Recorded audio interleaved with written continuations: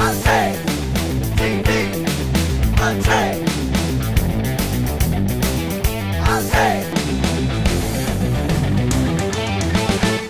All right, everybody, it's Farrell and Craig. Hello. And Mr. Bob from Union Station. And you said there's a World War II exhibit at Union Station. You know, we'd like to reach out in collaboration with Weber State University Special Collections. We have an extensive World War II exhibit about World War II in northern Utah. We'd like to reach out to all the veterans. Every day we're losing 2,000 to 3,000 World War II veterans across America. And we'd like to reach out to them and their families and their wives to come out and visit and reminisce about that time when all America was united, and especially northern Utah had a big role in World War II and the success. Right. I think that there's a lot of people out there that have no clue what a huge role northern Utah had, as you just said, in the success of World War II. And I know right now you guys out there are thinking, well, what do we have to do with it? We had an Army depot here.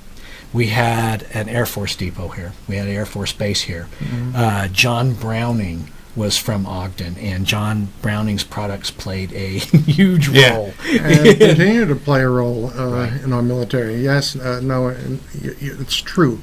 Not only do we have the arsenal outside, we also had the internment camp for the Italians and that were out there. Many of them actually stayed after the war. A lot of families here are because of that internment and have families. But really, World War II in northern Utah was a big issue. Everyone worked together, whether it was a victory garden, whether it was working at the base, the arsenal. A lot of participation. We have a lot of personal diaries of these folks. We have a lot of images that we've put together. Weber State Special Collections has been terrific at bringing this together in conjunction with the staff at Union Station. And it's kind of walked down history. That's what I wanted to ask is what's in the exhibit? Yeah. Well, there's posters, there's victory posters, there's We Want You, there's posters that say, you know, loose lips sink ships. Is there Easy anything for me to say, that's for sure. Is there anything I can like touch and play with? And there's actually some things that you can actually put the microphones on and pull out and learn more about different things. Okay. Oh, if it's something to learn. No, you can't fire a 50 caliber. That's what I'm getting at. If that's what you want. Yeah, Craig, down there. There's laws about that, Farrell. So yeah, that's Farrell's idea of a museum. What can I touch? And the other thing is, it's my idea of a lot of things. It's not a petting zoo. It's an exhibit. I'm sorry. Somehow we have to maintain some kind of sanity here. We have a special gun exhibit in the gun museum, the Colt 1911. Many people don't realize John Browning did design the Colt 1911, which there have been millions and millions of copies made. And we have some very rare examples, some that only, like Singer, only made 500. We have one of those 500s on display. Singer, like the sewing machine company? Sewing machine company. Oh, wow. Farrell, do you know what a 1911 is? It's a pistol. That is correct. It's a semi-automatic pistol. Correct. Yeah. Usually 45 caliber. Usually 45, 38, 38 Super, but yes, 45 is the common one. So. Right. The point of this whole thing is that weapon was a major turning point in our success. That and the 50 caliber. And the 50 caliber, the 30 caliber. I mean, it was just amazing. He actually had the 37 millimeter cannon that was used in our airplanes too.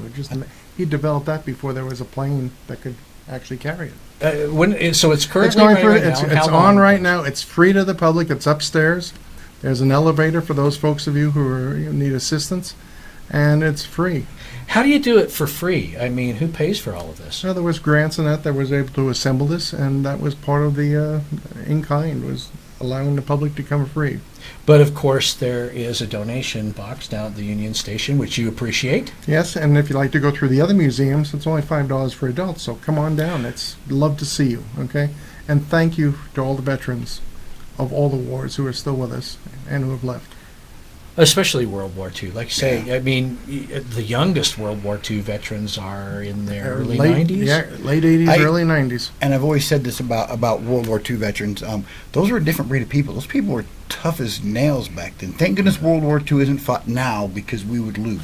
Because people are just too soft now. And Tom Brokaw coined the phrase "the greatest generation," and they were. Yeah. So Absolutely, and you make a good point. Thank you, veterans out there, for doing all the heavy lifting for us. Those of us that are not veterans, like myself, but my father is, and lots and lots of people out there. Are you vet, Bob? no, I'm not. But my father was in Europe during the war. Okay? Wow. So, In the theater. What do you got planned for the Union Station in the future? well, of course, we have the Heritage Festival coming up, which is in conjunction with the May 10th celebration.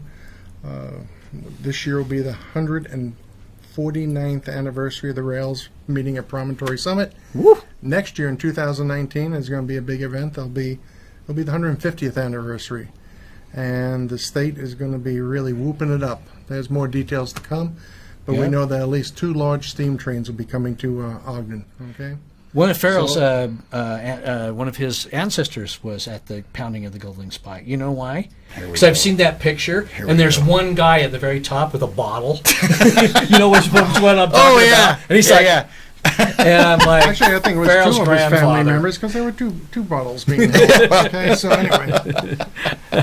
Okay, real quick wrap up of what people can find at the Union Station on a regular basis. Regular basis, we have the Pioneer Days Western exhibit. It's been remodeled. It's going to be opening up this next week.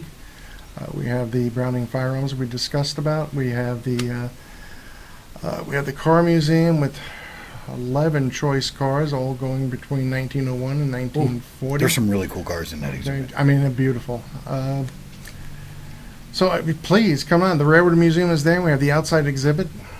Come on down. Make sure that the public also understands that the Union Station is a great place to hold an event. If you've got a wedding, you've got a bar mitzvah, you've got a high school reunion, family You reunion. bet. Anything, please give us a call. The other thing, we're always looking for volunteers. We're looking for docents, both in the museums and the cashiering. I just today met a person from England who came in and visited with him for a while. Thanks, Bob. Have a great day, and once again, come on down. Thank you. Untamed. TV. Untamed.